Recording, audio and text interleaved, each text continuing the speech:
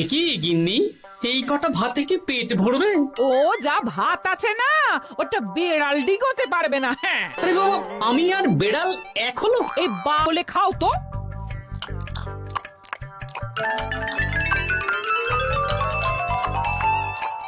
গিন্নি, পেটটা ভরেনি বুঝলে, তুমি আর এক হাঁড়ি ভাত বসাও। আমার জন্য 2 হাতা রাখা আছে, ওটাও খেয়ে নাও না, খাও। আমি আর ভাত বসাতে পারবো না, এখন উনুন ধরাও, আঁচ দাও, ভাত বসাও। আহ, আরে তোমারটা তুমি খেয়ে নাও না। তুমি তো জানো আমার এইটুকু খাবার পোষায় না। তারপর তুমি আজকে ওই ওলের ঝোলটা যা বানিয়েছিলে না, আহা। খাই খাই খাই খাই করে আমার জীবনটাও খেয়ে ফেললে গো। আরে বাবা, ভগবান এই পেট দিয়েছে কিসের জন্য?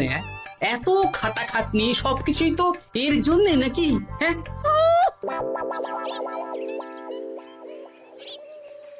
দাদু, অনেকদিন ভূতের গল্প শুনিনি, আজকে আমরা ভূতের গল্প শুনবো। বেশ, শোন তাহলে। আমাদের রাজ্যে আজ থেকে বেশ অনেক বছর আগে একটা খুব পেটুক লোক থাকতো। তোমার মতন পেটুক? বলতে পারিস, কিন্তু ওর গিন্নি ওকে ভালো মতো খেতে দিত না। তাই একদিন না খেয়ে খেয়ে অক্কা পায় আর ভূত হয়ে এদিক সেদিক ঘুরতে থাকে। তারপর কি হলো দাদু? তারপর তো সে এক মজার ব্যাপার। ভূতকে ওর গিন্নি চোখে দেখতে পেত না, তাই সেই পেটুক ভূত কিছুদিন পর থেকে গিন্নির উপর হুজ্জুতি শুরু করলো। কিরকম হুজ্জুতি দাদু? গিন্নি যা রান্না করতো সব চুরি করে খেয়ে নিত। এই এসব উল্টো পাল্টা কথা বলে আমাকে ভয় দেখাতে পারবে না। হ্যাঁ, এই রে, তোরা চটপট খেয়ে নে, নইলে তোদের দাদু আবার ভাগ বসাবে রে। খা। আচ্ছা দিদা। এই শোনো না, তুমি আমার জন্যেও আরো কয়েকটা বেগুনি ভাজো। হ্যাঁ, এই তো একটু আগে 4টে বেগুনি আর 1 বাটি মুড়ি দিলাম। হ্যাঁ, আরে সেগুলো তো পেটের কোন কোনায় হারিয়ে গেছে গিন্নি। তুমি ভাবো আমিও হারিয়ে গেছি? বেশি খিদে পেলে নিজে রান্না করে খাও। আর সে তুমি না থাকলে আমি রান্না করেই খেতাম। দিদা, দাদু কিন্তু তোমাকে চলে যেতে বললো। কি বললে? আমি চলে যাব? আরে তাহলে তাই হবে। এই গুলটে, তুই এসব কি বলছিস বলতো? গুছিয়ে বিদায় নিচ্ছি। আরে আরে আরে, কোথায় চলে যেতে বললাম গিন্নি? বলেছি আর না, আজকেই আমি বাপের বাড়ি চলে যাব। হ্যাঁ, এই দেখো, আমি কোথায় চলে যেতে বললাম? তোমার মনের কথা আমি বুঝে গেছি। এই দেখো, থাকবো না এই পোড়ার মুখ সংসারে। যা। লক্ষ্মী সোনা রাগ করেছে। হাওয়া গরম আছে, চল এখান থেকে বেগুনি নিয়ে এখন কেটে পড়ি। আরে সামান্য ব্যাপারে রাগ করার কি আছে বলো তো? এবার নিজের সংসার নিয়ে নিজে থাকো, সারাদিন শুধু খাই খাই আর খাই খাই। নাও এবার ঠেলা সামলাও। ভুল করেও আমাকে বাপের বাড়িতে ডাকতে যাবে না বলে দিচ্ছি। যদি যাও তাহলে আমার থেকে খারাপ কেউ হবে না, এই বলে দিলাম। ওগো, তুমি আমায় ছেড়ে চলে গেলে গো, এবার আমি কার কাছে বায়না করবো গো?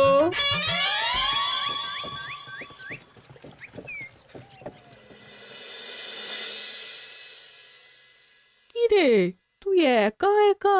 জামাই কোথায়? তোমাদের জামাইকে ছেড়ে চলে এসেছি। এ মা, তুমি কি থাকতে দেবে না আমি চলে যাব? এসব আবার কি কথা বলছিস তুই? হ্যাঁ, এ তো তোরও বাড়ি। আমাদের ভাত ডাল জুটলে তোরও জুটবে।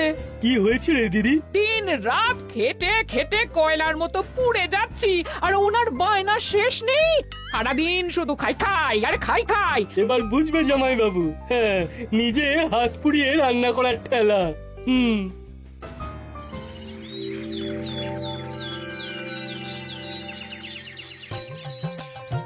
গোপাল দাদা, ও গোপাল দাদা, ও গোপাল দাদা, গোপাল দাদা, এ দরজা খোলো, মহারাজ ডাকছেন। এই রে, অনেক বেলা হয়ে গেল। আরে দরজাটা খোলো। যাচ্ছি যাচ্ছি। আরে আজকে তো গ্রামের সেচ প্রকল্প নিয়ে আলোচনা আছে, মহারাজ তাই তোমাকে ডাকছেন। মুখ হাত ধুয়ে যাচ্ছি।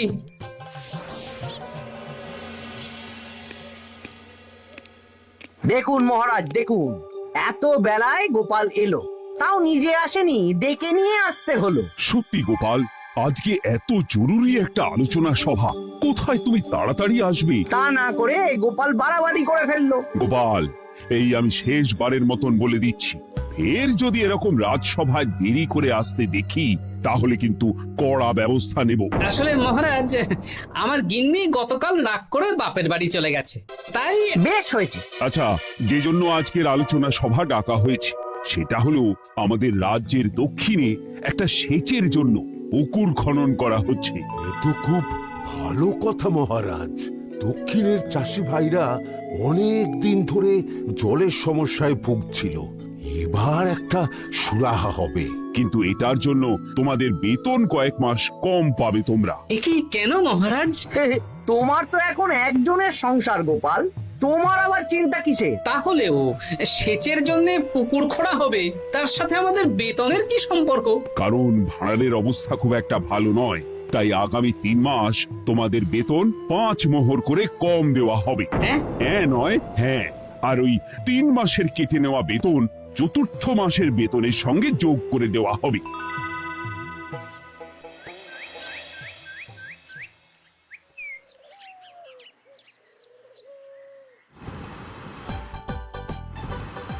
কি দাদু, এ তোমার চোখ মুখের কি অবস্থা? কালি ঝুলি মেখে ভূত। কি আর করবো বল, এসব কি আমার কাজ রে? কালকে ভূতের গল্প শোনাচ্ছিলে, আজকে নিজেই ভূত সেজে বসে আছো।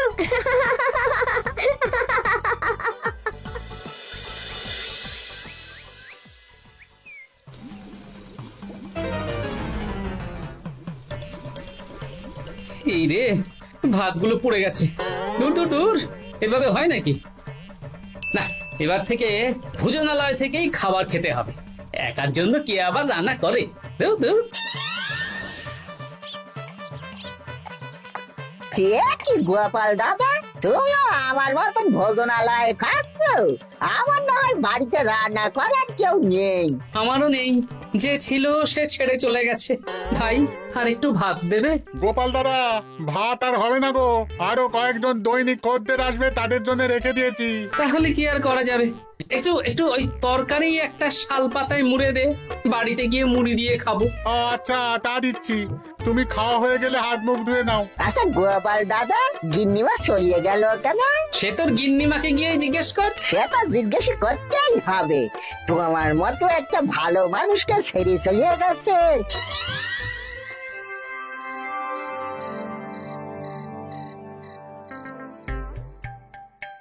এসো এসো। এই নাও ধরো, পুঁটির মা তোমার জন্য কটা রুটি আর তরকারি পাঠালো। শুনলাম তুমি বাইরে ভোজনালয় খাচ্ছ। কি আর করবো বলো, একদিনই ঘর দুয়ারের একই অবস্থা করেছো গো গোপাল দাদা। ওই একার সংসার, এখন আমার কাজের মধ্যে দুই, খাই আর শুই। তা গিন্নিমাকে খবর দাও। না না না, খবর দিলে আবার অশান্তি শুরু করবে, বরং তুমি গিয়ে বলো। বেশ, তাহলে কালকে আমি তোমার শ্বশুর বাড়ির দিকে সার কিনতে যাব, না হয় গিন্নিমাকে আমিই খবর দিয়ে দেবো।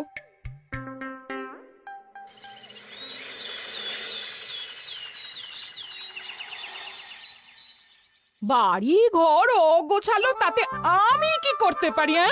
এখন আমি আর ওই বাড়িতে থাকি না। হ্যাঁ, শুধু তাই না, গোপাল দাদা বাইরে ভোজনালয়ে তেল মশলা দেওয়া উল্টো পাল্টা খাবার খাচ্ছে গো। থাক, আমাকে এসব কথা শোনাতে আসবে না পুটির বাবা।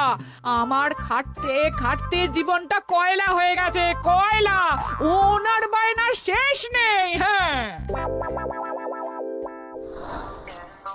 বুঝলে গোপাল দাদা, আমি গিন্নিমাকে অনেক করে বোঝালাম, কিন্তু কিছুতেই কোনো কথা শুনলো না। বেশ, শুনতে হবে না। এরকম বললে হয় নাকি? চারিদিকে ঘর দুয়ার অগোছালো, খাবারের থালা বাসন এদিক ওদিক ছড়িয়ে ছিটিয়ে আছে। ওরে বাবারে, ইঁদুরেও আস্তানা করেছে। যা হচ্ছে হোক।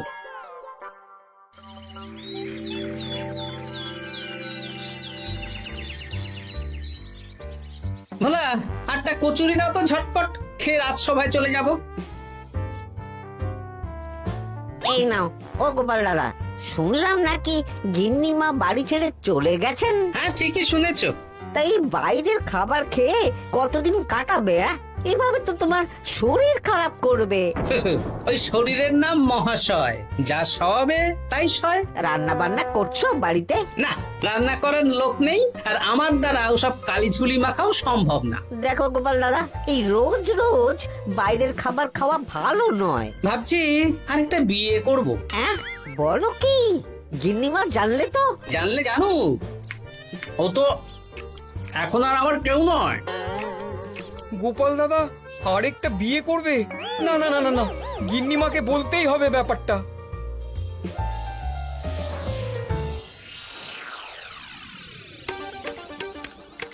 গিন্নিমা, তুমি আবার এসেছো পুটির বাবা। সর্বনাশ হয়ে গেছে। আবার কি সর্বনাশ? হ্যাঁ, বাড়ির চারিদিকে অগোছালো, ইঁদুর মশা মাছি ঘুরে বেড়াচ্ছে। আমি আর ওই বাড়িতে যাব না। গোপাল দাদাও সেই ব্যবস্থাই পাকাপাকি করতে চলেছে, আরেকটা বিয়ে করবে। কি বললে? জল জ্যান্ত বউ থাকতে আরেকটা বিয়ে? হ্যাঁ, আমি আজকেই যাব। ওর একদিন কি আমার একদিন? হ্যাঁ, আমি আজকেই যাব। এই দিদি, এক মুহূর্তে এরকম বদলে গেলি কেন? আবার আবার তো জামাইবাবু তোকে কাটাবে। তা বলে তোর জামাই বাবুটাই অন্য কারোর হয়ে যাবে? হ্যাঁ, আমি বেঁচে থাকতে আমি হতে দেব না। তাহলে দিদি আমিও যাব। ওই জামাইবাবু অতিরিক্ত খায়, জামাইবাবুর খাওয়া বন্ধ করতে হবে, বুঝলি? ঠিক আছে, চল তাহলে চল। ঠিক আছে, চলুন তাহলে। হ্যাঁ হ্যাঁ, তাই চলো। বুঝলি দিদি, আমার মাথায় একটা মতলব এসেছে। হ্যাঁ। কি মতলব শুনি?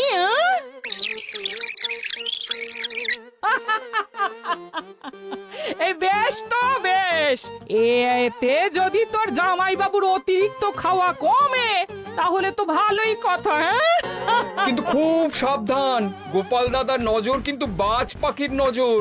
তাহলে যাওয়ার পথে একটা সাজঘর হয়ে যেতে হবে। হ্যাঁ, তাড়াতাড়ি চলুন, রাতে মনে হয় ঝেঁপে বৃষ্টি হবে। কই গো, বলি কোথায় গেলে? এ কি, আমি তো বেশ ভালোই ছিলাম, তা তুমি আবার ফিরে এলে কেন? আমি বেঁচে থাকতে তুমি আবার বিয়ে করবে? ওসব চলবে না। আমি এক সাধক বাবাকে নিয়ে এসেছি, তোমার সব ভীমরতি ইনি ছড়িয়ে দেবেন। হ্যাঁ, আজকে থেকে তোমার অতিরিক্ত খাওয়া দাওয়া বন্ধ করার দায়িত্ব এনার। যা বাবা, এ কি করেছো গো? হ্যাঁ, ঘর দুয়ার তো পুরো শ্মশান হয়ে গেছে গো। এখন আবার তোমার ঘর তুমি পরিষ্কার করো। সে করছি, তুমি যাও বাজার করে নিয়ে এসো। ভোলার দোকান থেকে বেশি করে ছানা আনবে, আর রাতে ছানার বড়া করে তরকারি বানাবো। হ্যাঁ, আহা, কতদিন খাইনি, এক্ষুনি যাচ্ছি। উহ, তাড়াতাড়ি যাও, তাড়াতাড়ি যাও। মেঘ ডাকছে, রাতে বৃষ্টি হবে। আমি এই ঘর গুছিয়ে রান্না বসাচ্ছি গো। বলো কি গোপাল দাদা, গিন্নিমা ফিরে এসেছেন? হ্যাঁ, সকালে তোমার দোকানে বলেছিলাম না বিয়ে করব, সেটা নিশ্চয়ই কেউ শুনে গিন্নির কানে দিয়েছে। ব্যাস, ঘরের বউ ঘরে চলে এলো। সকালে যখন তোমাকে আমি ওই কচুরি দিচ্ছিলাম, তখন তো ওই পুঁটির বাবাকে দোকানের সামনে দিয়ে হেঁটে যেতে দেখেছিলাম। তাহলে পুঁটির বাবাই খবর দিয়েছে, ভালোই হয়েছে। যাই হোক, আমাকে ওই 500 গ্রাম মতো ছানা দাও তো, গিন্নি ছানার বড়া দিয়ে তরকারি করবে। ভালো তো, ভালো তো, তোমরা ওই কর্তা গিন্নি একসাথে খাবে। আবার কোন সাধককে নিয়ে এসেছে যে আবার খাবার খাওয়া নিয়ন্ত্রণ করবে? দেখো কি করে তোমাকে সামলায়। এই নাও।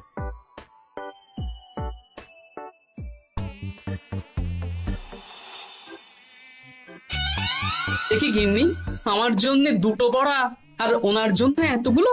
বেশি খেলে তোমার চেহারা ঠিক হবে না বৎস, তোমাকে রোগা হতে হবে, তাই কম খেতে হবে, বুঝলে? ঠিক আছে, আপনাকে আমি মজা দেখাচ্ছি। অগত্যা গিন্নির হাতের খাবার খাচ্ছি, এই আমার 14 পুরুষের ভাগ্য ভালো।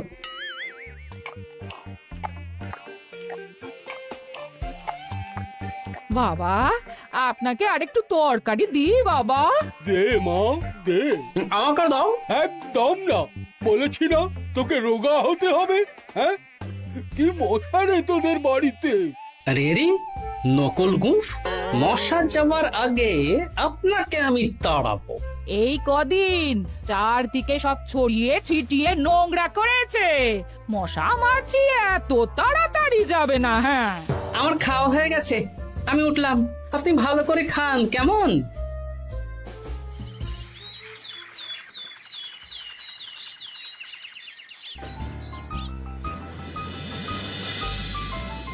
বিজ্ঞানী, আরে গোপাল যে, কি ব্যাপার? একটা সাহায্য চাই বিজ্ঞানী। বলো বলো, আমি কি করতে পারি?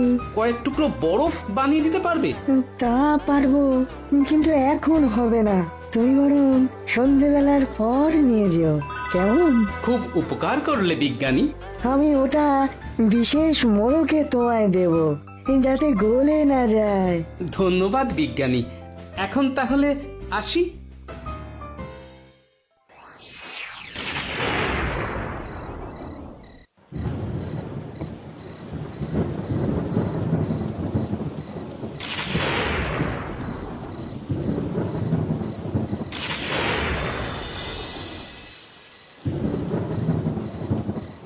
ভালো করেছিস বাবা, যা মশার উৎপাত, মশারি ছাড়া ঘুমোনো যাবে না। কথায় আছে সেবাই পরম ধর্ম, তাই একটু ধর্মকর্ম করছি আর কি। আপনি ঘুমিয়ে পড়ুন, আমরা ওই ঘরে গেলাম। হ্যাঁ, সব দরজা জানলা ভালো করে বন্ধ করে দিয়েছো তো? ঝেপে বৃষ্টি নেমেছে। হ্যাঁ হ্যাঁ, কোনো চিন্তা নেই, তুমি ঘুমো, আজকে অনেক খাটনি হয়েছে গো। হ্যাঁ,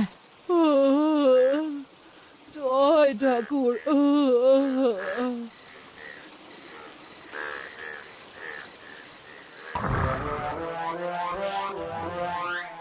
এই তো গিন্নিও ঘুমিয়েছে, এবার আসল কাজ শুরু হবে।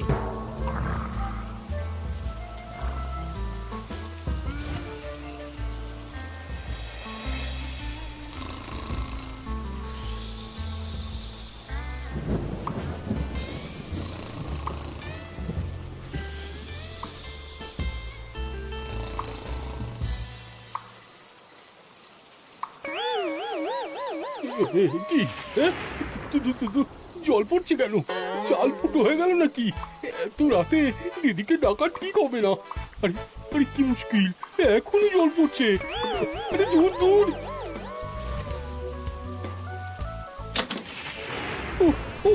বাপরে বাপ।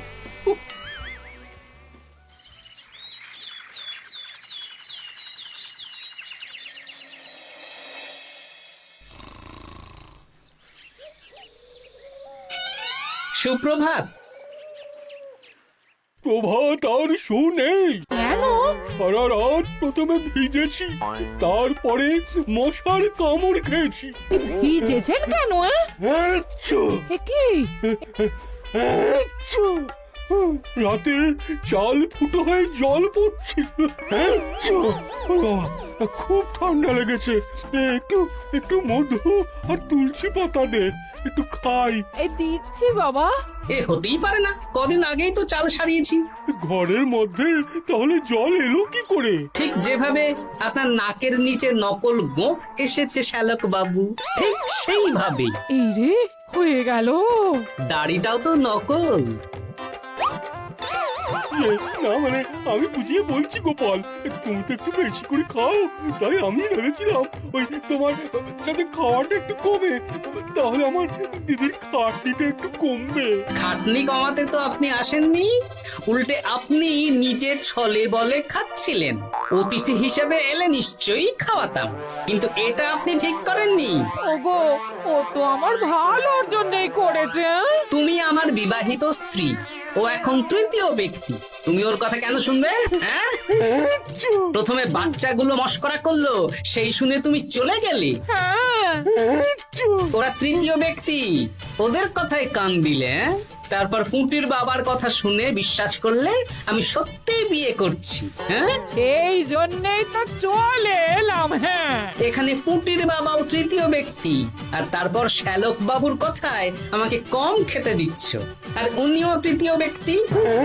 ইয়ে, না মানে? হ্যাঁ মানে, না মানে কিছু না।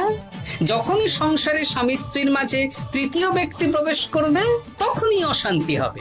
নিজেদের সমস্যা আমরা নিজেরাই ঠিক করে নেব। আচ্ছা গো আচ্ছা, ঠিক আছে, আর কোনো বাইরের লোকের কথা শুনবো না। এবার বলো তো, ছাদ থেকে জল পড়ার ব্যাপারটা কি? ওটা তো কাল রাতে মশারির উপরে বরফ রেখেছিলাম, আর সারা রাত ধরে বরফের জল শ্যালক বাবুর গায়ে পড়েছে। ছাদ ঠিকই আছে গিন্নি।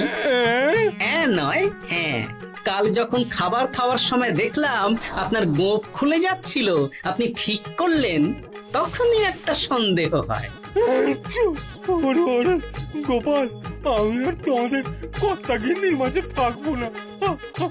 আমি পালাই, আমি পালাই। ও, ও, ও, ও, ও, ও, ও।